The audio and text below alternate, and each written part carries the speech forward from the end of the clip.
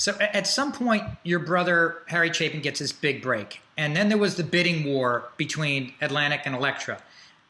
Is it true? Not Atlantic, Columbia. Atlantic. Columbia. Is it Clive. Now? What did the family think of all that when it was happening?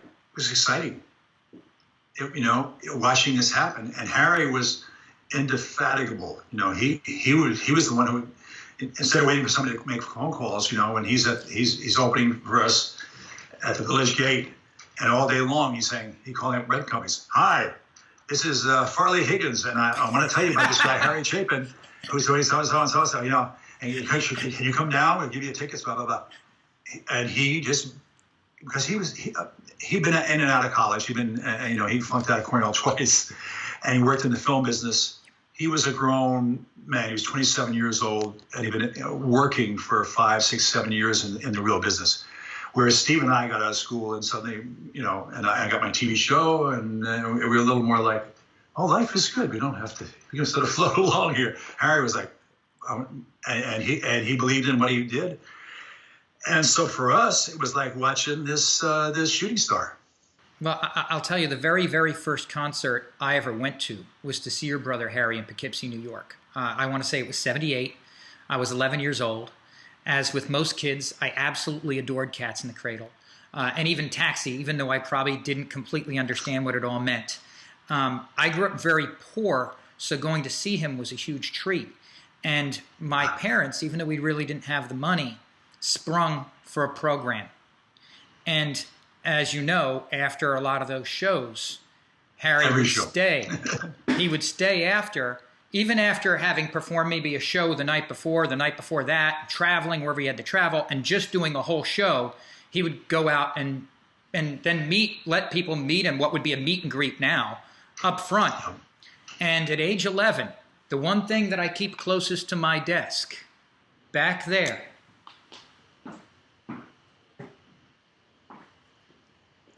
he signed a program for me. Yeah. Yep. And so I remember as a kid, especially for whatever reason, Taxi. If I was in the family car and the song wasn't over yet, and as you know, it's not a short song, we would have it on an 8-track, I wouldn't let anybody out of the car till the song was done. Let's talk about your Grammy Awards. You've won 3 in 01, 02, and 04. For best. I happened to be upstairs. I wasn't going to be here. There you go. No, for best spoken word album for children's category. Other people who've won that I think are like Audrey Hepburn, Patrick Stewart, Julie Andrews. What goes into putting together albums like that, and how is it different from other projects, or is it not different really at all? Well, first of all, I've been nominated 8 times for Grammys. The other 5 were for my children's music. The folk category is really hard, because it's always Bob Dylan or John Prine or someone like that who wins. But in the family recordings, I have 13 family recordings, and they're well thought of. I had this career doing it. And the reason I won these is because those 3 years, I was the only one in the category who was not a movie star or a television star, And once it was, it's Vanessa Redgrave or, whoever, they're narrators, they're actors. And I was the one, and all the people who vote, the only people who vote in that category are people who know children's stuff, and therefore they knew my music. So that's the reason I won these. I'm a good narrator. I'm not, but that was happened. The music category, the kids stuff, it was always won by Elmo, or Sesame Street. Barney. Yeah, and those kind of things. And so, which is, I'm not knocking if it's great for a certain thing. So I remember one year, Tony Bennet did a children's record, and he was with Sony with me too. So I went to the Grammys, and I'm nominated, and Tony Bennett's nominated, and a couple other people, and Elmo. And Tony gets pissed because Elmo wins. And we see him at the party. He says, "Can you believe we got beat by a dummy?" Because he'd never lost it. He'd won so many Grammys. I mean, he's got 20 Grammys, whatever. And fabulous singer. I just thought it's a very funny moment. It's such a New York moment. Can you believe we got beat by a dummy? So I sometimes ask artists if they've got a favorite song that they've done, and I know it may be some like trying to pick which child is your favorite, which is tough to do. But is there one that you either like more than the rest, or maybe enjoy performing more than the others?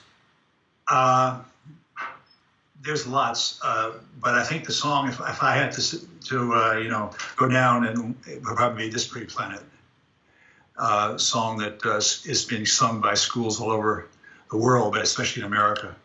And we were in spring cleaning mode here. I've been cleaning out these drawers of papers that I've had, forever. When I get something, I just throw it in there. And I came across this picture of me with Christopher Reeve and his family. Oh, wow.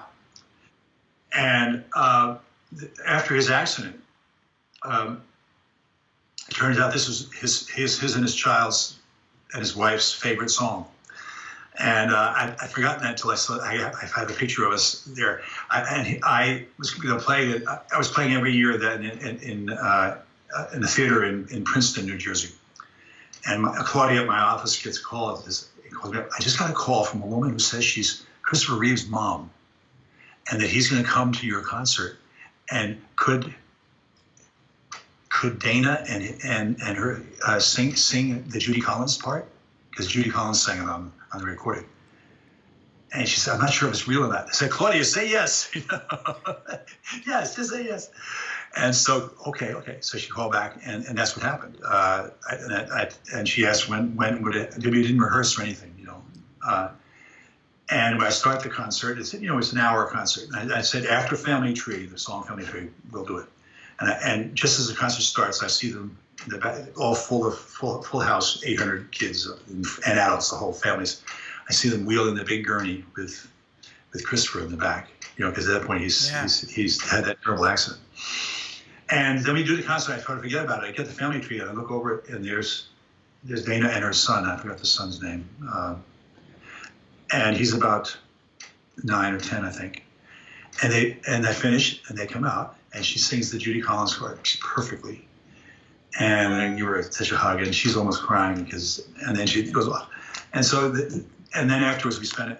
Did a meet and greet like Harry, and then they waited, and we spent about 45 minutes just talking to him and her, and it was magical. And how a song can mean so much to somebody,